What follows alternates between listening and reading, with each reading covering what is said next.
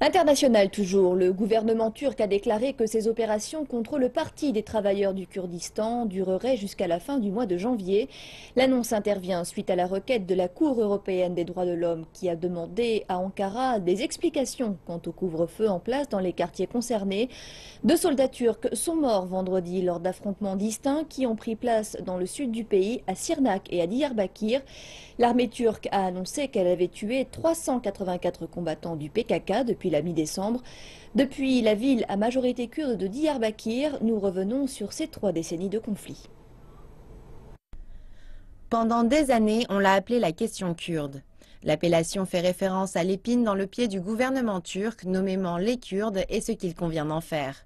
Cela fait des années que les gouvernements nationalistes se succèdent en Turquie et interdisent tour à tour l'art, la musique et la littérature de ce peuple. Puis en 1984, un groupe de rebelles kurdes, le Parti des travailleurs du Kurdistan ou PKK, s'engage dans la lutte armée contre l'État turc afin de demander plus d'autonomie. Ils ont mené de larges campagnes d'attaques terroristes visant civils et forces de sécurité dans les villes majeures du pays. Depuis lors, Ankara et Istanbul ont été touchés. Le gouvernement a répliqué en rasant des milliers de villages dans le sud-est du pays à majorité kurde. Plus de 40 000 personnes ont perdu la vie au cours de ces 30 années de conflit.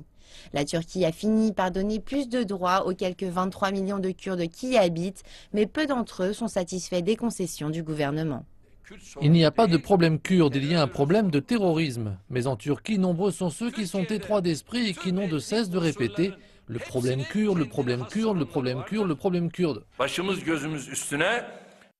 Certains observateurs déplorent une situation où tout ce qui peut être fait aujourd'hui resterait insuffisant et interviendrait trop tard.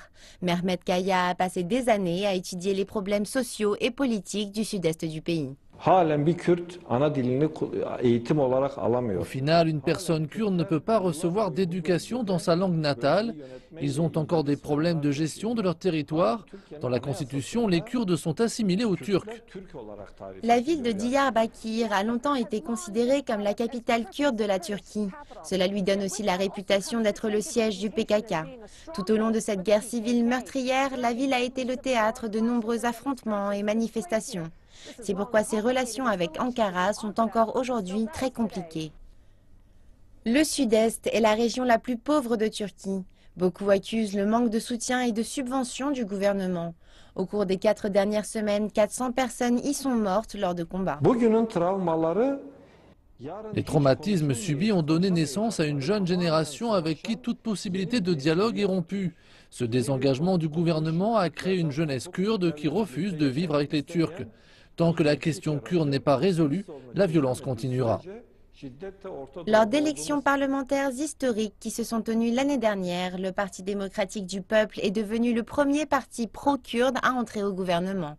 En décembre, ils ont de nouveau appelé à plus d'autonomie pour les Kurdes. Par ailleurs, le succès d'autres groupes kurdes en Irak ou en Syrie pourrait mettre à mal l'intention du gouvernement de mettre fin au combat d'ici la fin du mois.